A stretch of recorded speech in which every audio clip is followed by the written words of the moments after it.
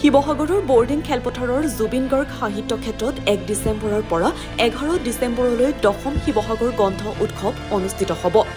স্বেচ্ছাসেৱী অনুষ্ঠান খোজৰ উদ্যোগত অনুষ্ঠিত হ'ব লগা এই গ্ৰন্থ উৎসৱৰ লাইখুটা আজি স্থাপন কৰে উদযাপন সমিতিৰ সভাপতি ডক্টৰ প্ৰকাশ কটকীয়ে। গ্ৰন্থ উৎসৱৰ সৈতে সংগতি ৰাখি আটাইকেইটা দিনতে উৎসৱস্থলীত বিভিন্ন অনুষ্ঠান আৰু প্ৰতিযোগিতা অনুষ্ঠিত হ'ব। গ্ৰন্থ উৎসৱ আনুষ্ঠানিকভাৱে উদ্বোধন কৰিব অসম সাহিত্য সভাৰ প্ৰাক্তন সভাপতি কুলধৰ শইকীয়াই। মুখ্য অতিথি হিচাপে উপস্থিত থাকিব আছুৰ মুখ্য উপদেষ্টা সমুজ্জ্বল ভট্টাচাৰ্য।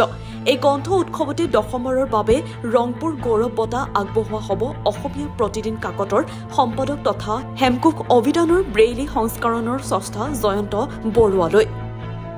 গ্ৰন্থ উৎসৱৰ আটাইকেইটা দিনতে পটুৱৈ ৰাইজৰ সহযোগ আৰু উপস্থিতি কামনা কৰিছে আয়োজকসকলে।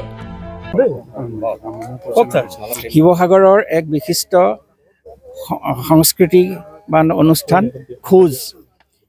খোজে বিভিন্ন ধৰণৰ কাৰ্যৰ লগতে বিগত 9 বছৰ ধৰি শিৱসাগৰৰ গ্ৰন্থোৎসৱ অনুষ্ঠিত কৰি আহিছে।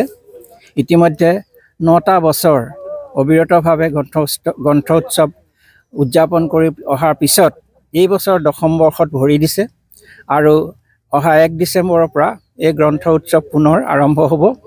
তাৰ কাৰণে আজি আমাৰ গ্ৰন্থ উৎসৱৰ লাইখুটা স্থাপন কৰা হৈছে আৰু এই লাইখুটা স্থাপনৰ মাজেদি আমি ভগৱানক প্ৰাৰ্থনা কৰিছোঁ যাতে গ্ৰন্থমেলাখন সুন্দৰভাৱে সুকলমে হৈ যায় আৰু খোজৰ প্ৰতি থকা সকলো ৰাইজৰ সহায় সহানুভূতিৰ কাৰণে একেধাৰে 9 বছৰ সম্পূৰ্ণ কৰি গ্ৰন্থ উৎসৱ পতাটো সাধাৰণ কথা নহয় আৰু এতিয়া 10ম বছৰত ভৰি দিছে।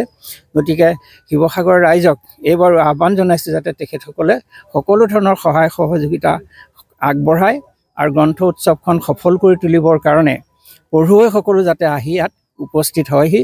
এইখিনি কথাৰে আজি মই গ্ৰন্থোৎসৱৰ বিষয়ে এইখিনি কৈছোঁ। এতিয়ালৈকে আমাৰ কিমান ষ্টল হ'ব কি কথা আমাৰ খাটাং হোৱা নাই, সেইখিনি কেইদিনমান পিছতহে আমি স্থিৰ কৰিব পাৰিম, কিন্তু যথেষ্ট সংখ্যক ষ্টল আহিব বুলি আমি গম পাইছোঁ। গতিকে এখন ভাল বৰ্ণাঢ্য গ্ৰন্থ উৎসৱৰ লগতে প্ৰতিদিনে যিবোৰ কাৰ্যসূচী হৈ থাকে সাহিত্য সংস্কৃতি নৃত্য গীতকে ধৰি সেই সকলোবিলাক অনুষ্ঠান ইতিমধ্যে থিৰাং কৰা হৈছে। প্ৰতিদিনেই বিভিন্ন ধৰণৰ অনুষ্ঠান ইয়াত অনুষ্ঠিত হ'ব। সেই অনুষ্ঠানবিলাকতো সকলোৰে সক্ৰিয় অংশগ্ৰহণ আশা কৰিছোঁ। শিৱসাগৰৰ পৰা সাহিল হাজৰিকা ৰিপৰ্ট, ভইচ 365।